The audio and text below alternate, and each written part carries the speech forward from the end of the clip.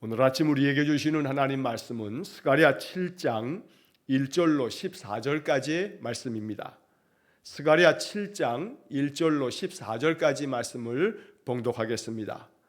다리오 왕 제4년 아홉째 달 곧 기슬레 월 4일에 여호와의 말씀이 스가랴에게 임하니라.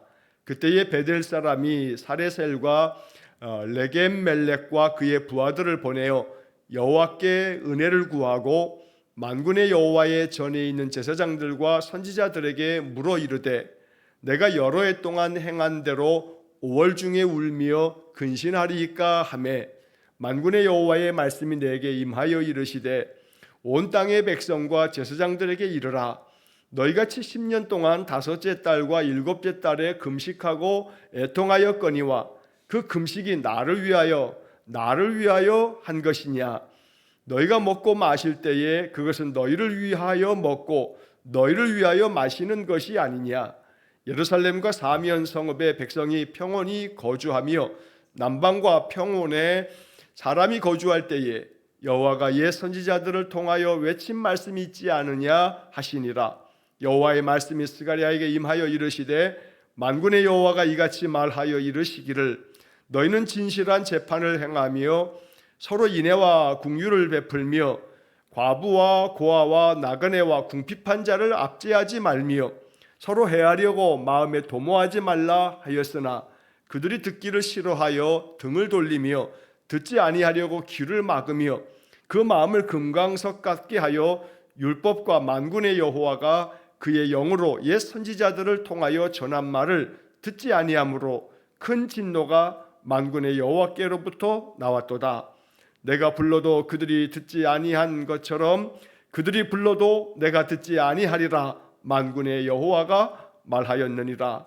내가 그들을 바람으로 불어 알지 못하던 여러 나라에 흩었느니라. 그 후에 이 땅이 황폐하여 오고 가는 사람이 없었나니 이는 그들이 아름다운 땅을 황폐하게 하였음이니라 하시니라. 아멘. 스가랴 6장까지 8가지의 환상 이야기를 우리가 어제 6장 본문의 말씀에서 읽었고 이제 오늘 7장의 이야기에서 하나님께서 스가랴 선지자에게 다시 하나님 말씀을 들려주시는 내용을 우리가 이 아침 보았습니다. 자, 하나님께서 스가랴 선지자를 통해서 이스라엘 백성들을 위로하고 격려해 주십니다. 8가지 환상 이야기에 각각 담겨져 있는 그 모든 메시지의 공통점이라는 것은 바로 남유다 백성들을 다시 택하시고 다시 그들을 회복시키시겠다는 약속의 말씀, 더불어 그렇게 회복되어진 심령으로 이제 하나님의 성전을 다시 재건하는 일에 용기를 내고 힘을 내도록 그렇게 일깨워주는 말씀들이 8가지 환상 이야기에 담겨져 있는 중심 메시지였습니다. 자, 이제 오늘 본문의 말씀으로 넘어오면 자, 이스라엘 백성들이 저 바벨론 땅에서 70년 포로 생활을 하고 이제 다시금 그들이 이제 그 바벨론이 페르시아에 의해서 멸망하고 난 다음에 그들이 다시 고국 땅으로 돌아올 수 있게 되어서 이제 고국 땅, 바로 남유다 땅으로 돌아온 사람들이 한 해, 두 해 이렇게 이제 남유다 땅에서의 삶에 조금씩 익숙해져 가면서 자신들의 있는 여러 문제들을 토로하면서 이걸 어떻게 해야 합니까? 라고 이렇게 묻는 그런 질문들 중에 대표적인 한 가지를 오늘 7장에서 말씀하고 있습니다.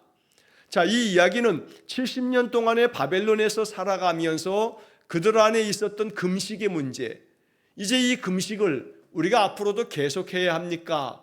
라고 하는 그런 질문인데 단순히 이것은 금식을 해야 되느냐 말아야 되느냐 라고 하는 질문보다도 그 속에 담겨져 있는 것은 이들이 행했던 그 금식 안에 정말로 그 마음 진실이 담겨져 있는 여호와의 영광을 위하여 또 자신들의 허물과 죄에 대한 참회의 마음이, 즉 다시 말하면 그 속사람이 하나님 앞에서 온전히 서기 위한 그런 금식들이었는가. 결국 외형적으로 종교적인 행위를 많이 했지만 그 외형적인 문제가 아니라 내면의 문제, 그래서 진실로 그 마음 깊은 곳에서부터 하나님 앞에서 참된 회개의 금식을 하였는가라고 하는 그런 책망 아닌 책망을 오늘 이제 하나님의 말씀을 통해서 듣게 되어집니다. 자, 그래서 바벨론에서 70년 아니 그 이상이라 할지라도 아무리 그들이 종교적으로 이렇게 행했던 그 어떤 것도 하나님 앞에서 그 마음 중심이 없는 행위는 책망받을 일밖에 아무것도 아니라는 것을 보여주고 있는 것입니다. 그래서 오늘 본문에서는 금식에 대한 것이 중심의 주제처럼 보여지지만 사실은 금식 외에도 우리가 늘 드리는 예배 안에 하나님 앞에 나와 예배하는 그 예배조차도 단순히 종교적 행위로 익숙해져 있는 예배가 아닌 늘 하나님 만나고자 하는 간절한 기대감, 또 하나님 앞에 나와 나의 허물과 죄를 다 내려놓고 참여하는 진실한 회개, 그리고 하나님께서 주시는 말씀을 마음판에 새기고 그 말씀을 나의 삶에서 이루어가기 위해서 늘 순종의 삶을 살려고 부단히 힘쓰고 내 힘으로 안 되니 하나님의 영을 부어달라고 기도하는 그런 진실한 믿음의 태도, 바로 이것이 하나님께서 이스라엘 백성들에게 원하셨던 것이고 오늘 우리에게 명하시는 하나님의 뜻인 것입니다.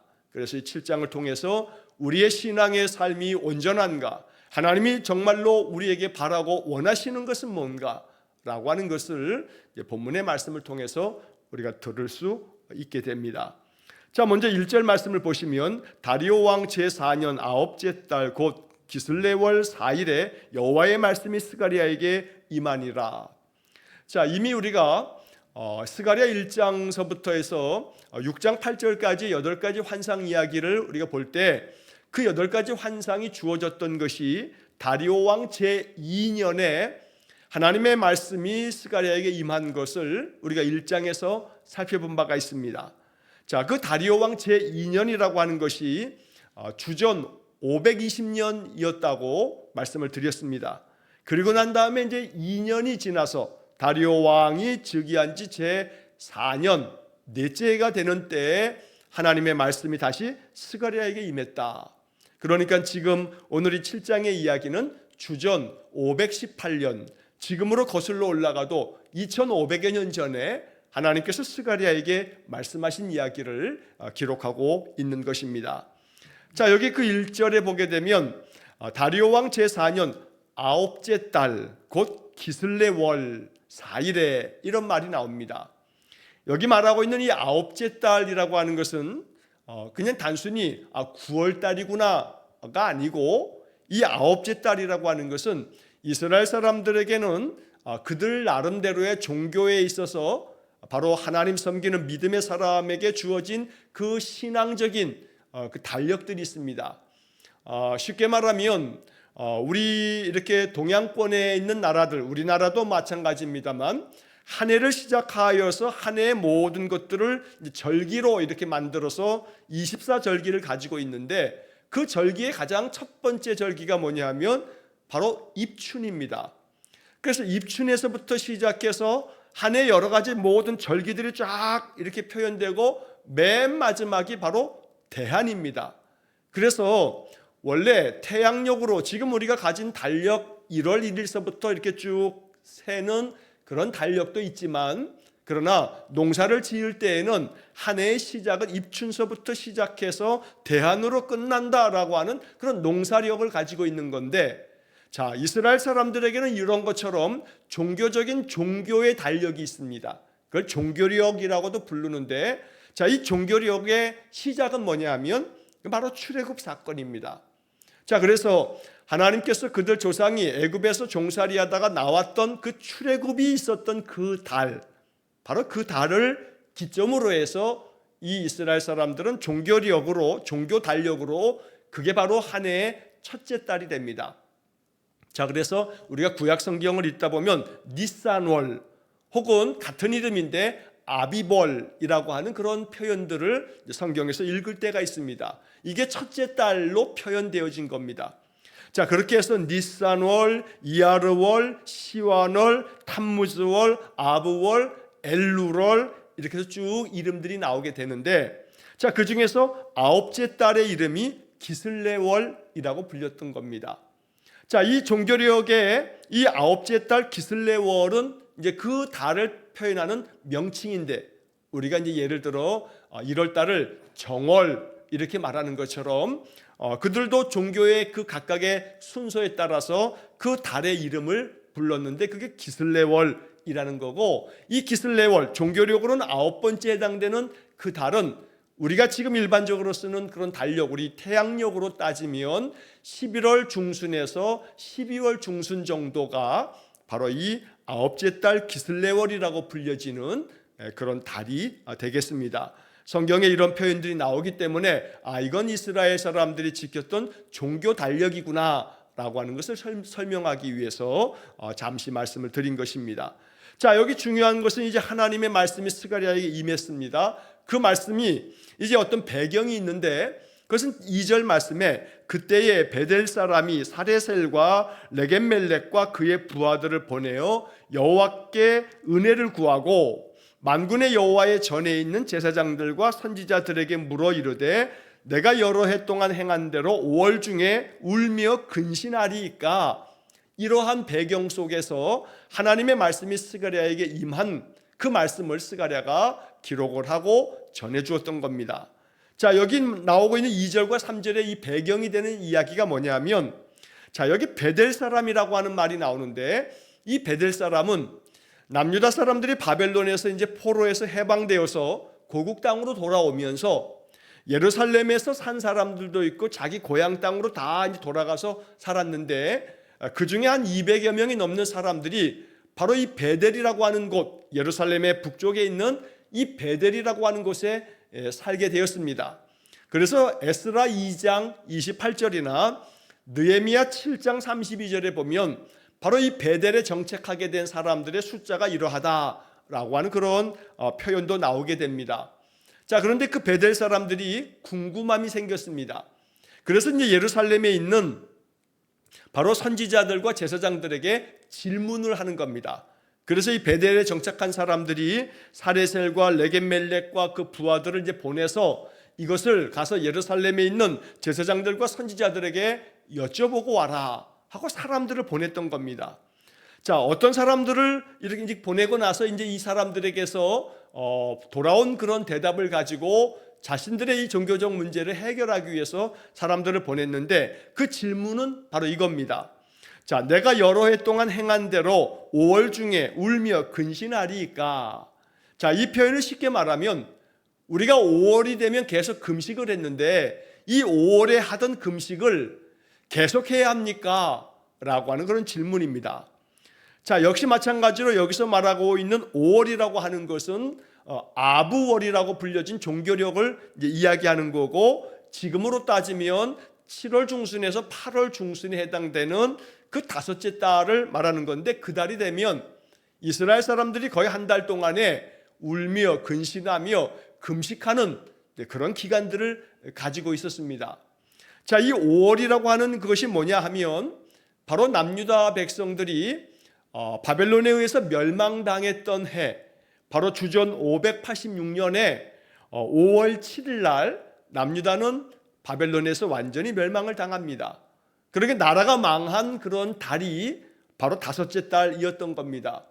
그래서 바로 이 느부갓네살 바벨론의 왕이 남유다의 예루살렘 성전을 완전히 무너뜨리고, 또 시드기야 왕도 두 눈을 뽑아가지고 끌고 가는, 많은 남유다 사람들을 포로로 끌고 갔던 그 참혹했던 달이 바로 5째 달.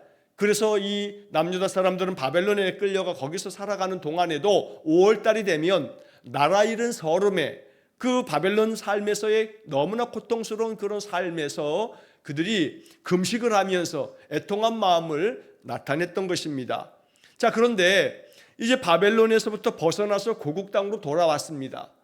고국 땅으로 돌아온 사람들의 마음속에는 이제는 우리가 나라가 망했을 때 그 5월 달이 되면 그렇게 애통한 마음으로 금식했던 거 이제 좀 그만해도 되지 않겠나?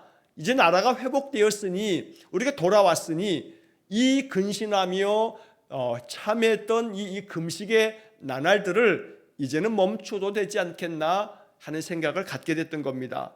자, 그래서 제사장과 또 선지자들에게 묻기 위해서 이제 사람들을 보냈는데, 이에 대한 대답이 바로 스가랴 선지자를 통해서 하나님 주신 말씀이 선포되는 것이 바로 이제 4절 이하의 이제 말씀이 되겠습니다.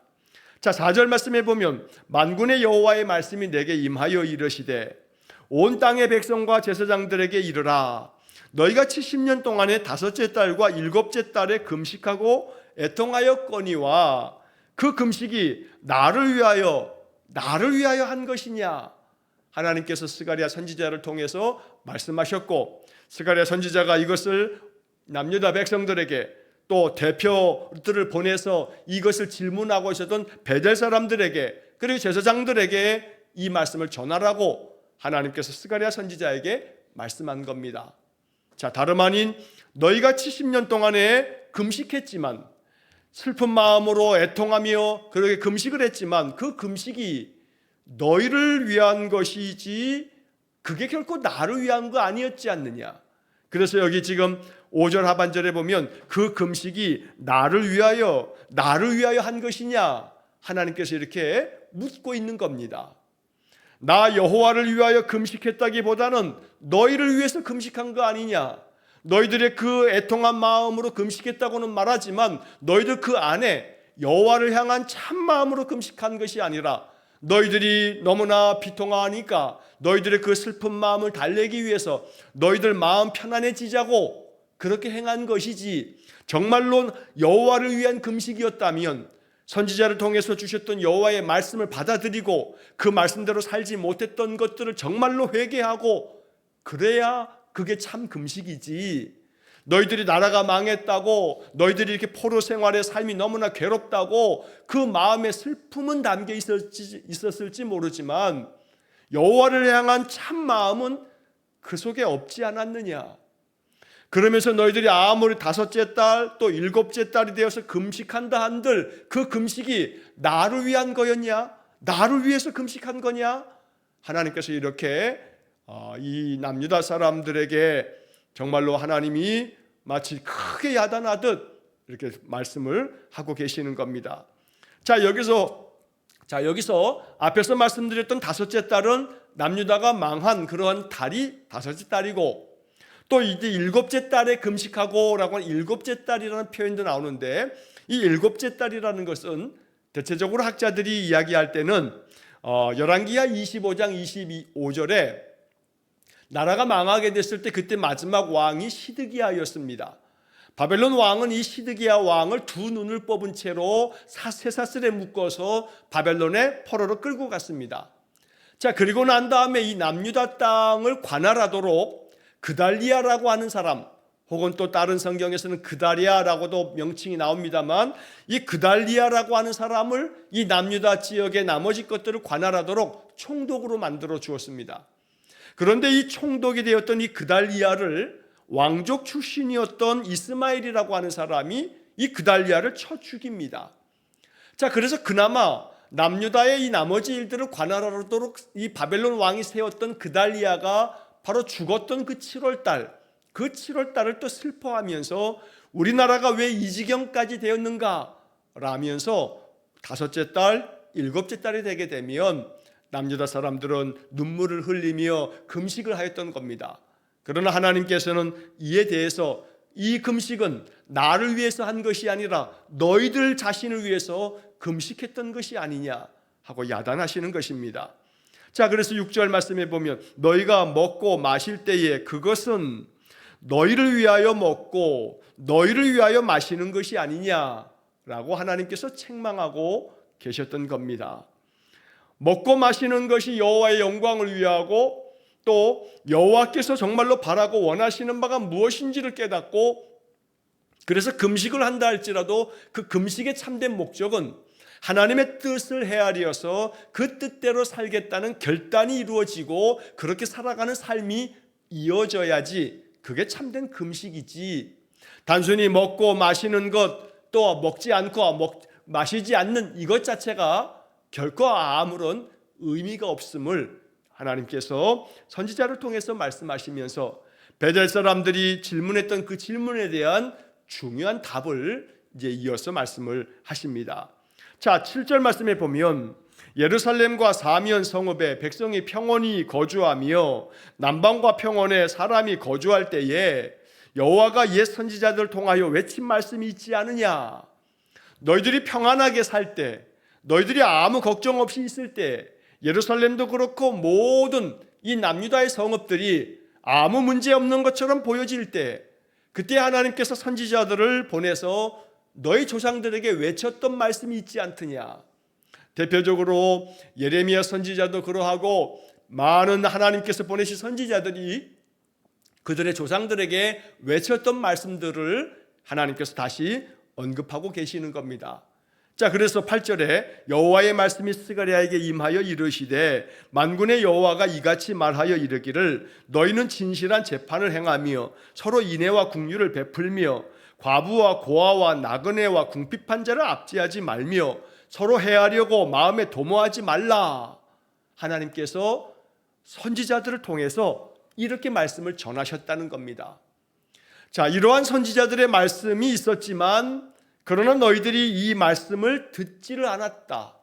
그래서 11절 말씀에 그들이 듣기를 싫어하여 등을 돌리며 듣지 아니하려고 귀를 막으며, 하나님이 아무리 선지자를 통해서 말씀하셔도 듣지 않으려고 하나님께 등 돌리고 하나님 거역했던 그런 너희 조상들, 너희들이 그러한 조상들을 두었고 너희들이 또 그랬지 않았느냐라고 하나님 책망하고 계시는 겁니다.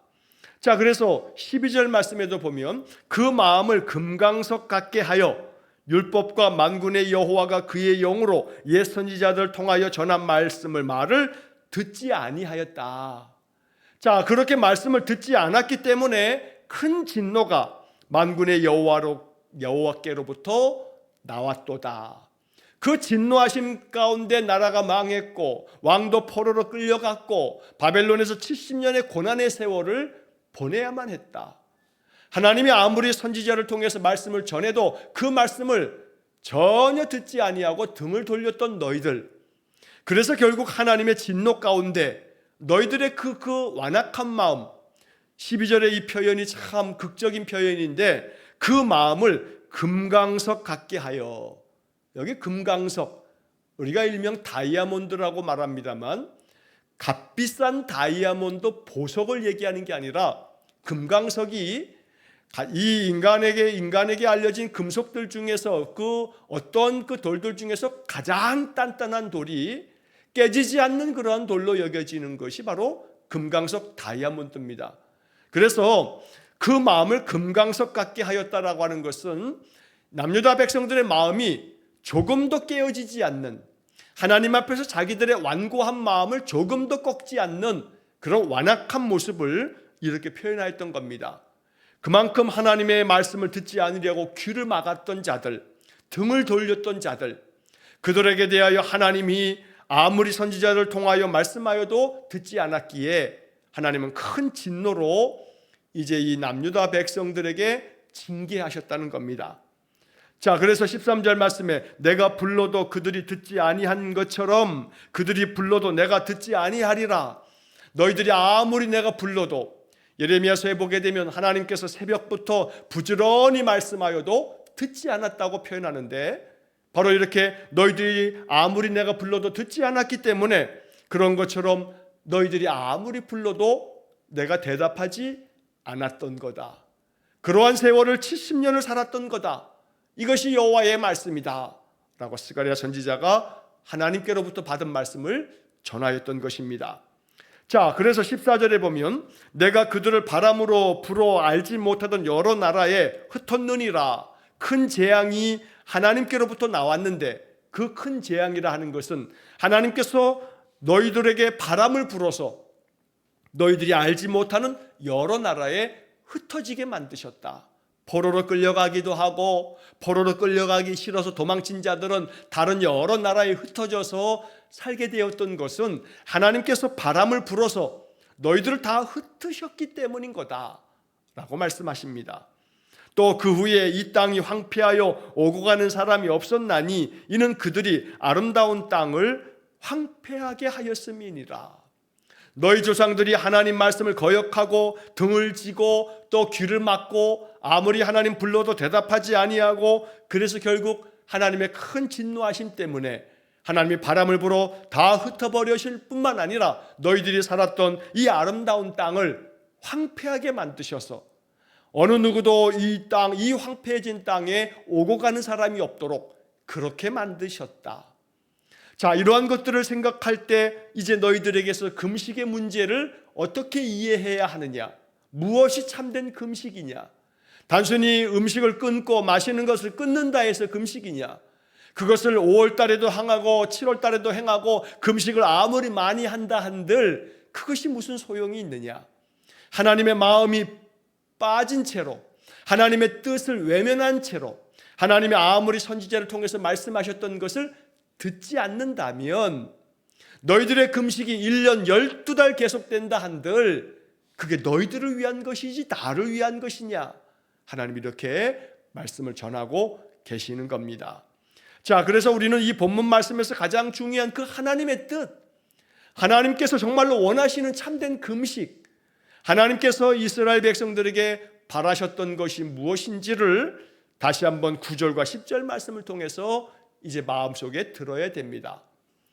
남유다 사람들이 바라고 원했던 이제 금식을 멈춰도 되겠습니까? 하는 질문에 대해서 하나님이 이렇게 말씀하시는 겁니다. 그래, 먹고 마시는 것을 금했던 거, 그래 금하지 말고 먹고 마셔라. 그러나 금식에 있어서 중요한 뜻은 하나님의 뜻을 따르는 것인데 그러려면 너희 옛 선지자들이 전했던 말씀을 지켜라. 이것을 지키는 것이 중요한 것이지 먹고 마시는 것을 금하는 금식이 중요한 것이 아니다 라는 말씀을 하신 건데, 결국 중요한 것은 뭐냐면 9절과 10절에서 말씀하신 것을 다시 보면 너희는 진실한 재판을 행하며 서로 인애와 긍휼을 베풀라. 재판할 때에 그 재판을 힘 있는 자, 더 많은 것을 가진 자, 권세자들에게 왜곡된 판결로 그들에게 더 유리한 판정을 내리지 말아라. 법 앞에 모든 자들이 평등하고 올바르게 판결되어서 억울한 일이 가난하다 하여 힘없다 하여 가진 것 없다 하여 그 판결이 그릇되게 행해져서는 안 된다. 다시 말하면 너희들의 삶의 정의가 온전히 실현되고 있느냐, 정의롭게 하나님의 뜻을 따라 모든 송사 재판에 있어서 공정한 판결이 이루어져야 하지 않느냐라고 하는 것을 말씀하면서, 그것이 없는 채 정의가 없는 가운데 아무리 금식을 1년 12달 해봐야 아무 소용없다. 너희들의 삶이 정의로운 삶이 되어야 한다라는 것을 진실한 재판을 행하라 라고 하는 말씀으로 전하시는 겁니다. 자, 정의만이 아닙니다. 진실한 재판이라고 하는 이 정의롭게 나라를 세워가는 것뿐만 아니라 서로 인애와 긍휼을 베풀며, 인애와 긍휼, 이것은 바로 사랑을 얘기하는 겁니다.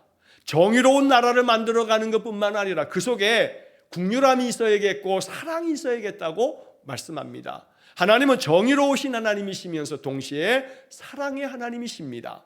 인간의 모든 죄악에 대하여 죄의 삭은 사망이기 때문에 모든 인생들을 하나님 심판하시며 그들 안에 죽음이 이루어져야 되는 것입니다. 죽어 마땅하 죽음으로써 그 죄에 대한 형벌을 받아야 될, 이것이 하나님의 정의이지만 이 정의로우신 하나님 우리 인생들을 사랑하시기 때문에 성자 하나님이 직접 사람이 되어 모든 인간들의 죄를 다 짊어지시고 우리가 죽어야 함에도 불구하고 대신 십자가에 죽으심으로 우리의 죄를 다 사하셨는데, 바로 그 십자가 안에서 정의의 하나님과 사랑의 하나님이 온전하게 나타나고 드러나셨던 것입니다. 자, 이처럼 진실한 재판을 행하고 또 사랑 가운데 서로 인애와 긍휼을 베풀 줄 알아야 된다. 이것이 참된 금식 아니냐. 고아와 과부와 나그네와 궁핍한 자를 압제하지 말아라.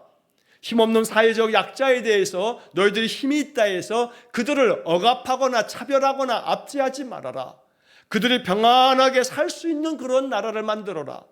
그렇지 않는다면 아무리 너희들이 금식해봐야 하나님이 받으시는 금식이 아니다. 하나님을 위한 금식이 아니라 너희들의 마음을 스스로 자유하는 그런 금식에 불과하다라는 말씀입니다. 또한 서로 해하려고 마음에 도모하지 말아라. 어떻게 하든지 저를 넘어뜨려 내가 살지 하는 마음에 서로 마음 가운데 악한 의도를 가지고 그렇게 못된 마음을 품고 살아가는 것, 이것도 하지 말아라.